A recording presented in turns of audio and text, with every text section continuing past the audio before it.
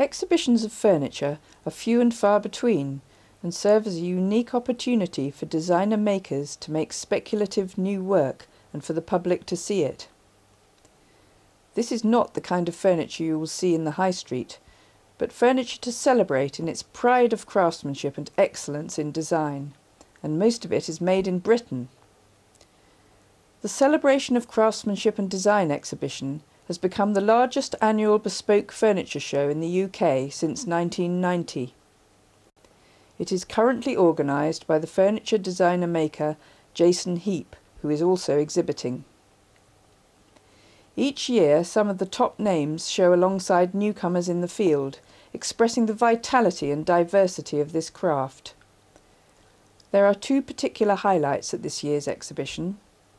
The first is a chair competition aimed at professional makers, to be decided by a public vote. So don't forget to choose your winner.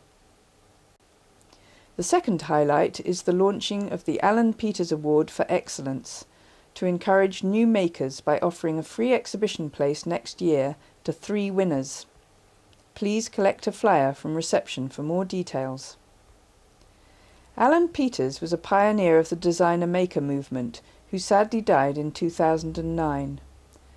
At the first Cheltenham exhibition in 1990, he said that the best work being produced today equals, if not surpasses, any previous era.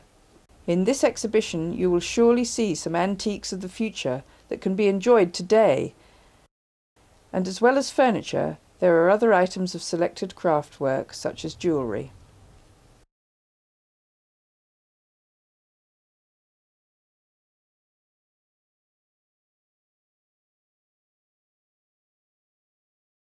Britain boasts some wonderful native timbers such as oak, ash and walnut, and our furniture making traditions stretch back to the Magna Carta.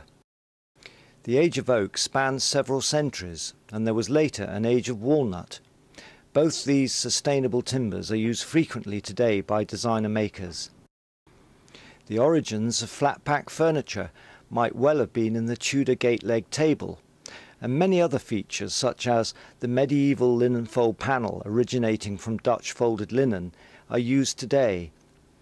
So it's important not to divorce modern furniture from antiques, but see the work of today as a continuum of tradition, bringing the best practice forward.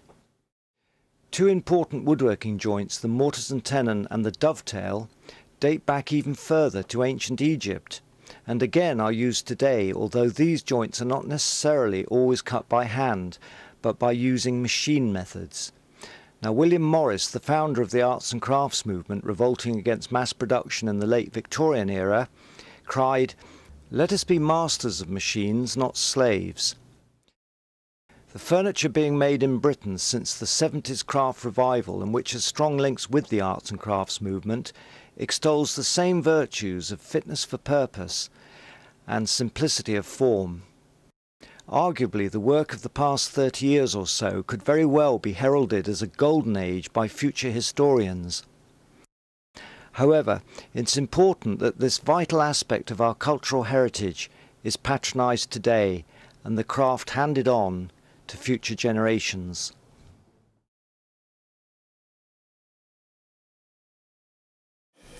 Furniture making has always been labour and skill intensive.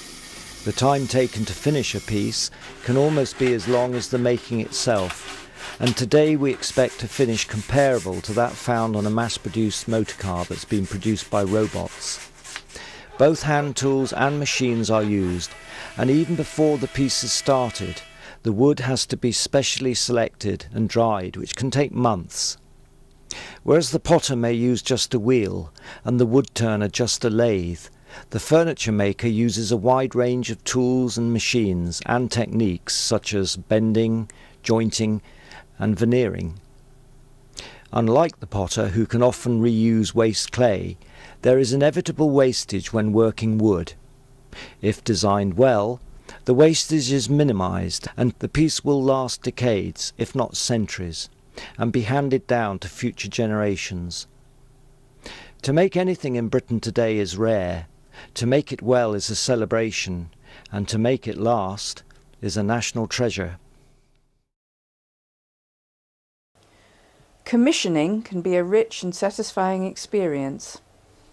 Imagine the pleasure of living with something really beautiful and useful that is tailor-made especially for you, and you've had a part in its creation. The rapport that exists between designer, maker and client is personal and entirely different to purchasing off the shelf from a shop, and it may even stretch over several years. I wanted something different, but that I could put with my existing period furniture, have an eclectic mix. This is very special because it is a work of art, but it's been created just for one person. But it's also really a collaboration between the client and the craftsman, isn't it? You may have an initial budget. Some designer makers charge a design fee, and there may be drawings and models involved, and visits to the maker's workshop. Each designer maker will have a policy for what is involved and how the work is paid for. Usually there is a deposit. Now, if you like the style of a particular maker at this exhibition, the commissioning process can start with a phone call or email. Of course, most of the work on display is for sale, so you can make a purchase here, whether it be a new, repeat or similar piece.